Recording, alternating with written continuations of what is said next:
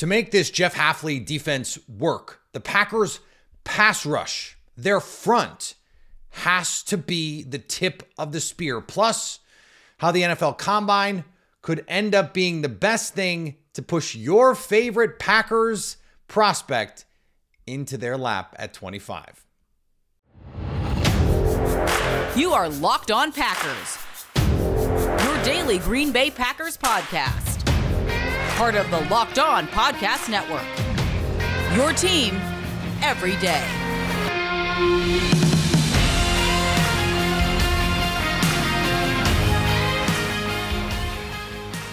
You are Locked On Packers, part of the Locked On Podcast Network, your team every day. I'm Peter Bukowski, and I cover the Packers for The Leap, a newsletter I would love for you to subscribe to. Follow me on Twitter, Peter_Bukowski. Follow the podcast on Twitter, Locked On Packers.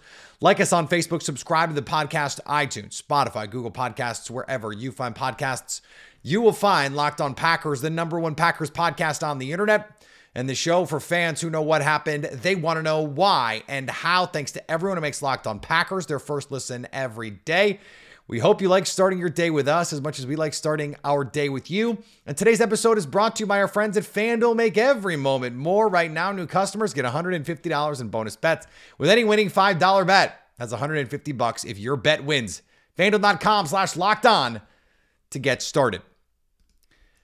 I was looking at the consensus board over at The Athletic because I was trying to get a feel for the top of this draft. And what I find so interesting is usually, and we mentioned this a little bit yesterday as we tried to, recap what was going on with the draft.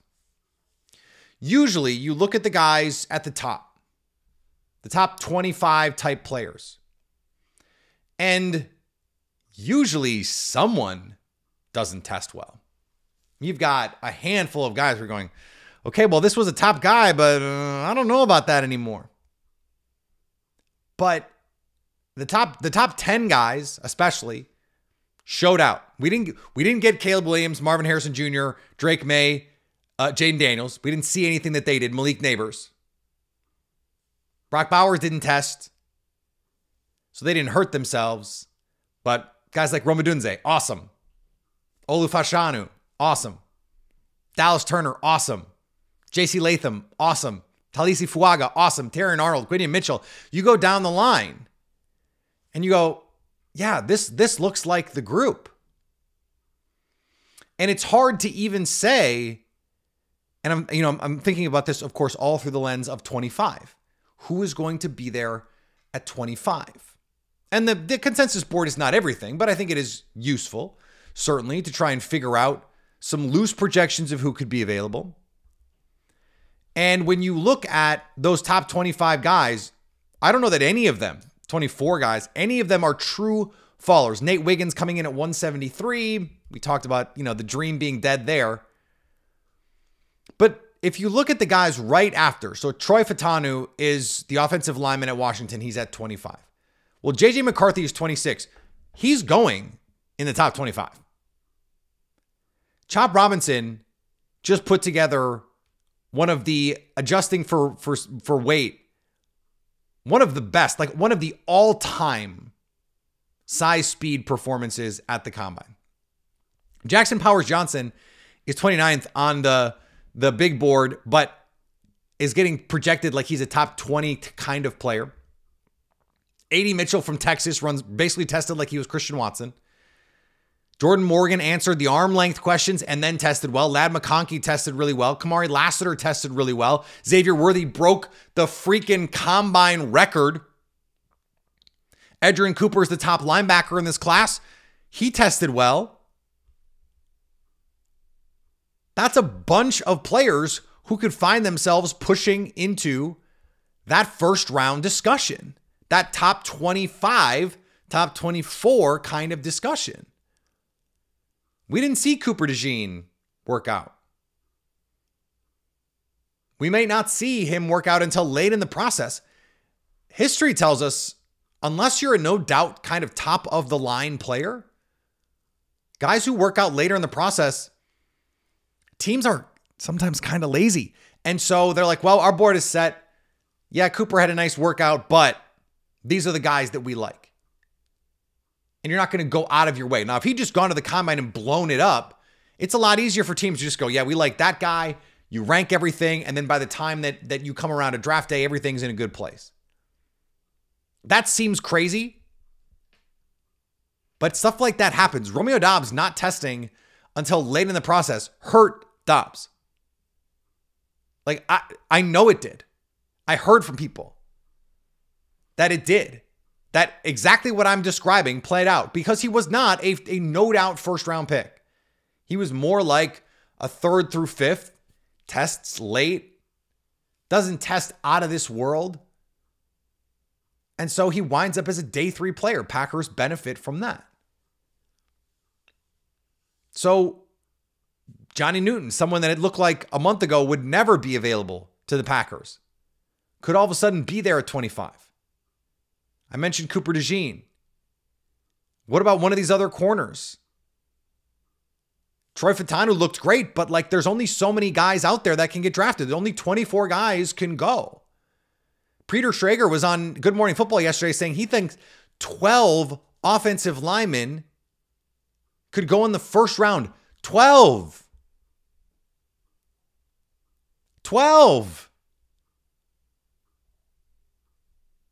I counted, okay? So Joe Alt, Olu, J.C. Latham, Fuaga, Amarius Mims, and Tyler Guyton, Troy Fautanu gets you to 25. That's 7 already. Jackson Powers Johnson makes 8. Graham Barton, the offensive lineman from Duke, makes 9. Jordan Morgan would make 10. It seems pretty unlikely anything more than that. But 10. It could be 10, and there could be 10 receivers. Marvin Harrison Jr., Rome Odunze, Malik Neighbors, Brian Thomas Jr. Now you're starting to reach a little bit. Keon Coleman makes 5. A.D. Mitchell makes 6. Ladd McConkey would make 7. Xavier Worthy, now we're at 8. Like, it's hard. There's not actually going to be 10 receivers taken. But there is this effect of pushing these other guys down. This is an incredible offensive line class. It's a very, very good receiver class. It's kind of a bad edge class. We're going to talk about the pass rush in a second. But could it push one of these? Could it push a Jared Verse down the board where all of a sudden you're sitting there at 25 and you're going, I can't believe this guy is available. Tested like a high-end athlete. Could Jackson Powers Johnson be sitting there at 25? Built like the joke at the Senior Bowl is he looks like SpongeBob because he's a rectangle. It's wild. But he's incredibly athletic. He played defensive tackle in a bowl game because they didn't have enough bodies. This draft is going to offer the Packers a lot of interesting options. Now, the cynical people are going to say, yeah, that means they're just going to take, I'm trying to think of who's the most boring player they could take, like Chris Braswell, the pass rusher from Alabama, and it's just going to be like, sorry, what? But this also affects who you're going to get at 41. Push all these guys who are not top 25 players by consensus right now, guys like J.J. McCarthy, Chop Robinson, Jackson Powers Johnson, Graham Barton potentially, A.D. Mitchell potentially up the board. Well, that means you're going to push these other players down. So that doesn't affect just 25. It affects 41 too. Could you get someone at 41 that you would have been happy taking in the first round? I think that's very possible. There's going to be 4 or 5 guys that go in the first round that right now we are not thinking about as first round picks. And for a team that is picking at 25 and 41, that is only to their benefit. The question is, what players do they like? And how do they want to approach the positional scarcity of this? I have an idea. And we're going to talk about it next on Locked On Packers.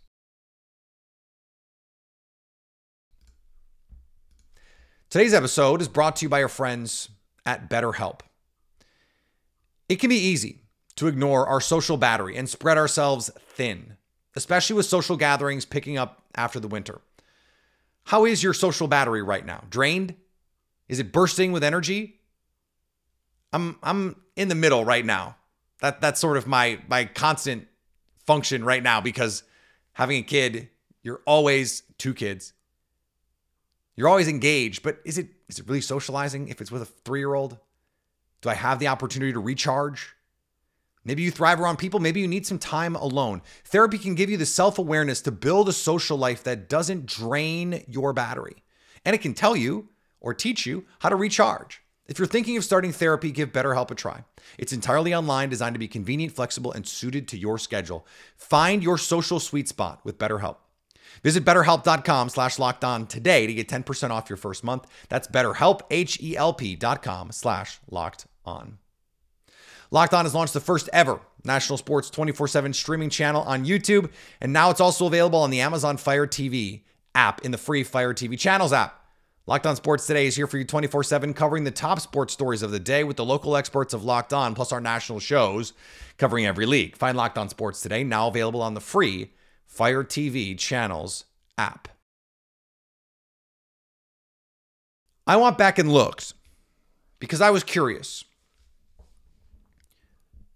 When Robert Saleh was putting together his defense, when Demeco Ryans was putting together his defense, and this is something I'm writing for The Leap later in the week, then I'll expound on this further, more detail, all those things. How did they choose to build the team? What did they focus on? And Saleh in particular makes it very clear. He wanted to build through the front. The 49ers defensive backs in 2017, when they showed up in San Francisco, were a nightmare. They did not have playable NFL corners. And yet, with cap space, they went out and signed defensive linemen and linebackers. And then, with the number 3 overall pick, they drafted Solomon Thomas. With the other first-round pick that they had, they drafted Reuben Foster, the linebacker. Build through the front. When Robert Saleh went to New York, they spent a lot of money because they had a lot of money. They brought in Corey Davis and some other guys offensively. But on defense, they spent big money on Carl Lawson, on Sheldon Rankins, on Vinny Curry, versatile front players. And then Demeco Ryans, when he comes to Houston. Now, again, a little bit different because they had so much money that they led the league in cap space by a mile. They had this war chest of cap last year.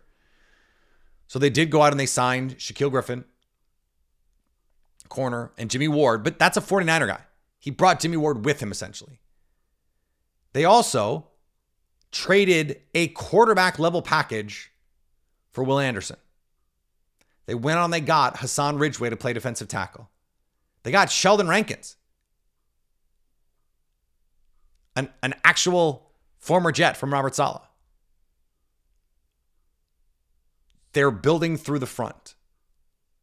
Now they had Derek Stingley, so that helps. But this is a defense that is built through the front. It only works if your front works. It only works if with 4, you can pressure pretty consistently. So that means you have to have a battery of guys. You have to have a crew of dudes who can make this all work for you. For my money, they are, especially with Kingsley Enagbare hurt and probably going to miss most of the season, they are an edge guy short. I think Lucas Van Ness is going to be a really good player, someone who can play inside, he can play outside. And I think that's a very, very valuable trait to have in this defense. Think of Eric Armstead, the way that they had him outside on base downs, and then on the inside in pass rush situations, he can go wreak havoc. And then they were able to bolster their edge guys, and so now he can play more inside. Great. That could be a potential path for Lucas Van Ness as well, though he's not 300 like Eric Armstead, he's 270. You have Preston Smith, you have Rashawn Gary. Those are legit dudes. And if you had Kingsley Enagbare, I think you feel really good about where this edge group is right now today. Now, next year, and I know that they just did the extension or the money movement with Preston Smith. I think he's going to be on the team a year or two more. Maybe even 3, who knows? But he's not someone that, into his 30s, you just can't rely on those guys on the same level in terms of snaps. You can't trust that Kingsley Enagbare is going to come back and just be a nice rotational player for you again, coming off this injury. He's someone who already was not an elite tier athlete. I know they just used the 14th overall pick on Lucas Van Ness. And I know in 2019, they used the 12th overall pick on Rashawn Gary. And they went out and they spent big money on Preston and Zadarius Smith. But guess what? This defense does not work if you don't have guys who can win 1v1. This is an extremely shallow class in the front. Linebacker, defensive tackle, edge. It would not surprise me at all if the approach here is, okay, these top offensive linemen come off the board, or you're sitting there and there's like 5 or 6 guys you really like at 25, but just one pass rusher. And you like him about the same as these other guys.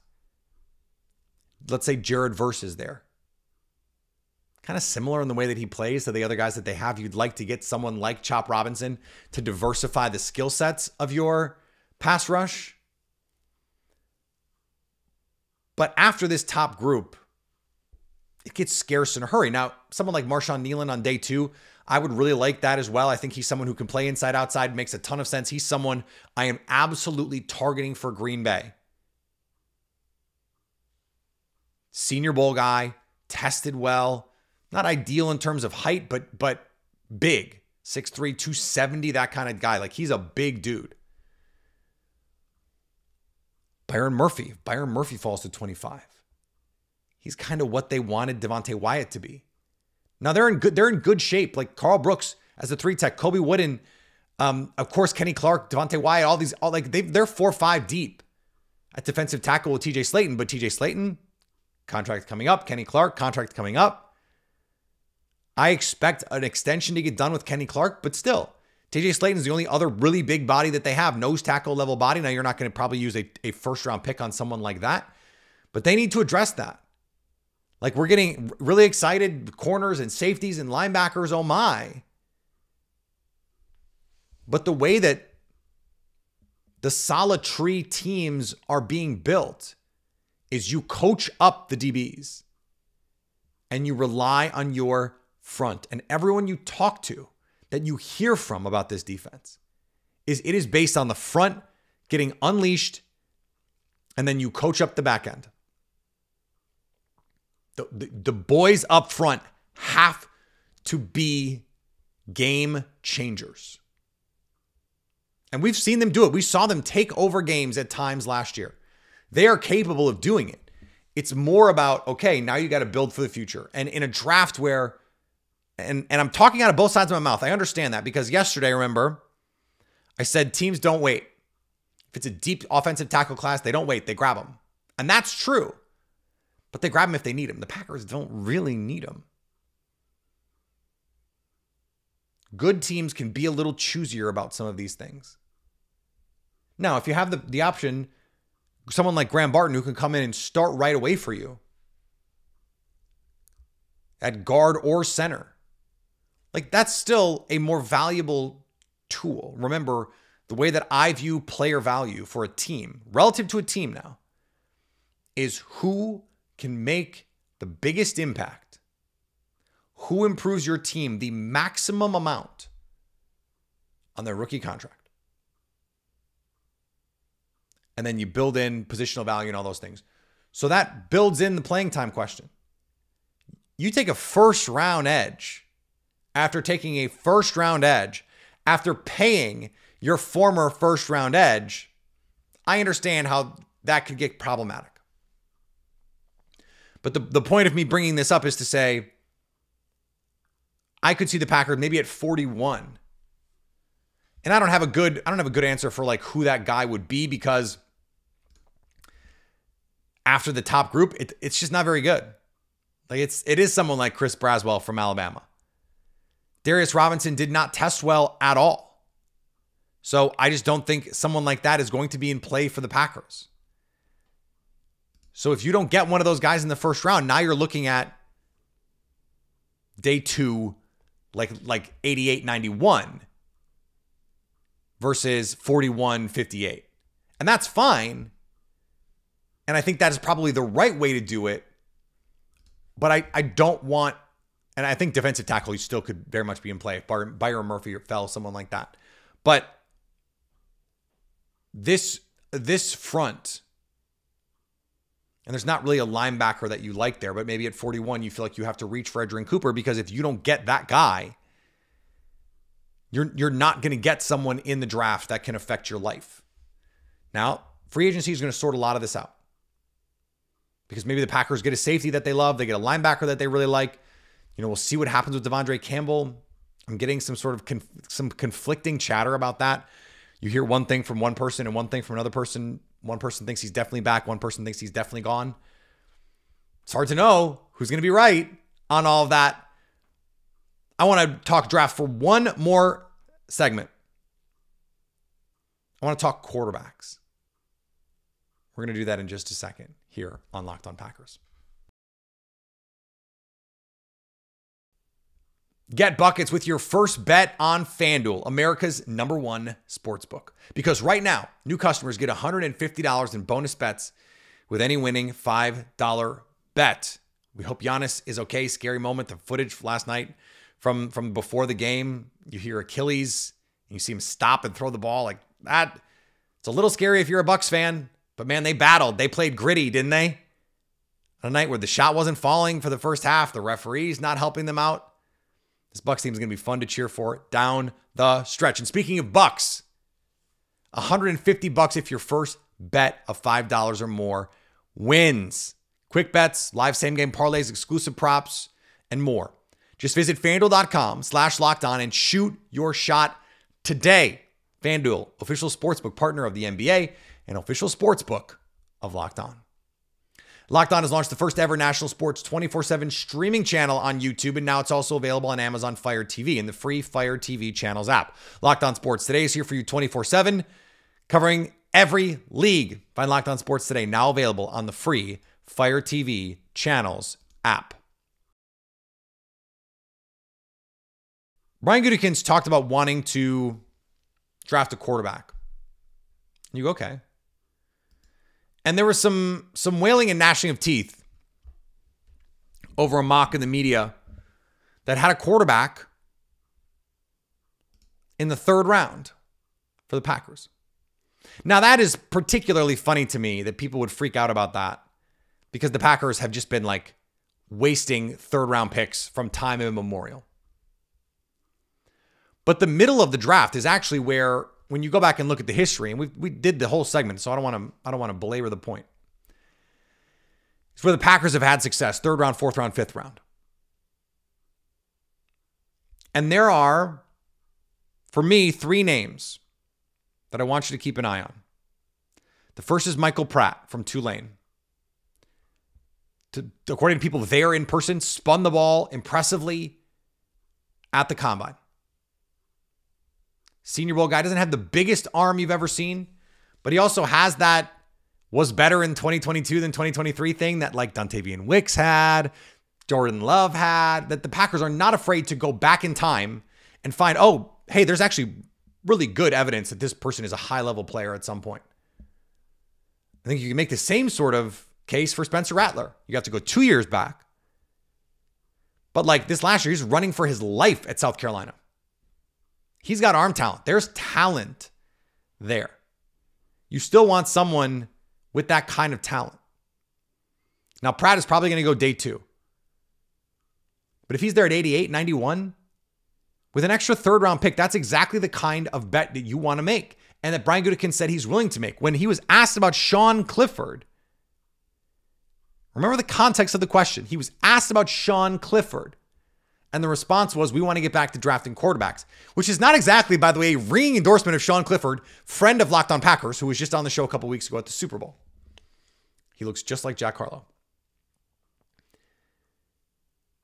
Whether you want to have a backup quarterback, a quality backup, on a young team like this, you always want to have your insurance policies. And this team is ready to go. You have these extra draft picks. If you're not going to use them to get a veteran, and like, let's not rule that out. But if the trade market doesn't materialize for them in ways that make sense, then a third round pick, 88, 91 on a quarterback, I don't really see the harm. I don't really see the harm.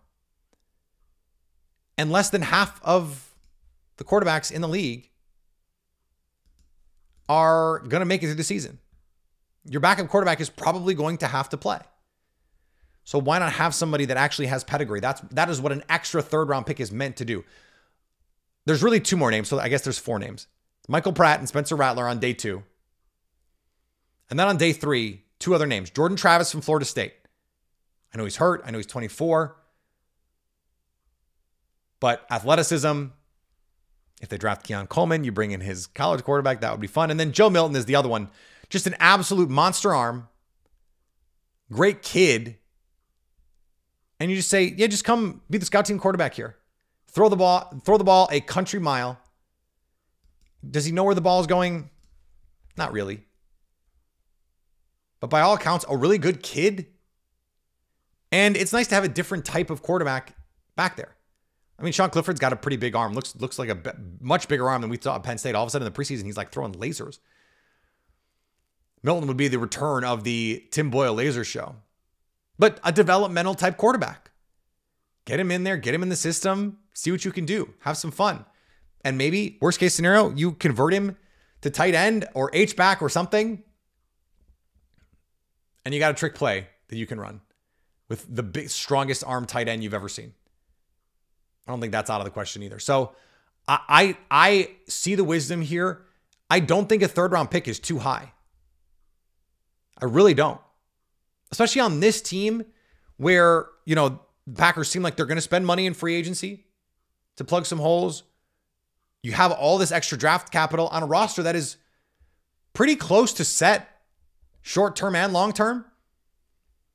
Why not in the third round, a guy that could actually develop into a starter? Yeah, it's going to be tough to recoup the full value of that pick. But maybe not only do you recoup the full value, maybe you can get more. I mean, Matt Hasselbeck was eventually traded for a first-round pick swap. I mean, real value there. But even if you only get that pick back, or you get a fourth-round pick, but whatever it is, you have a talented player who could actually give you meaningful snaps in a game if you needed him in a year, 2 years. And that's valuable too, because there is no position more important than quarterback. Even if you use a third round pick and that guy starts 4 games for you in 4 years, 6 games for you in 4 years, 8 games for you in 4 years, that could end up being the difference between you making the playoffs and not, or you having the 1 seed or the 3 seed. That's how impactful quarterback is. 8 games of a backup quarterback starting could be more valuable than 25 games of a defensive tackle starting. Seriously. It's just the gap in the true value of the player. If we're adjusting for like a pretty solid defensive tackle versus like a fine quarterback, the quarterback just impacts the game relative to average more. So like a second round pick, 41, no, don't do that. 58, no, don't do that. And you muddy the waters a little bit there, even after you give Jordan Love all the monies. But then in the third round, it starts to make sense. All right, back tomorrow, more on the Packers offseason. We got a what's next coming up for Matt LaFleur. We got a what's next coming up for the receivers. We got an interview with Tom Grassi coming up. That was from Super Bowl. Some of these things I'm saving for when I go on vacation in a couple weeks. So we got a lot more coming. We're going to have a lot more fun between now and April. A lot. And that is all of a sudden, we're like 7 weeks away from the draft. Think about that. It is going to be here before you know it. Follow me on Twitter, Peter_Bukowski. Follow the podcast on Twitter, Locked On Packers. Like us on Facebook. Subscribe to the podcast, iTunes, Spotify, Google Podcasts, wherever you find podcasts, you will find Locked On Packers. And anytime you want to come hang out with us live on our YouTube page, like if the Packers make a big trade, sign a big free agent, we'll go live on YouTube so you can stay Locked On Packers.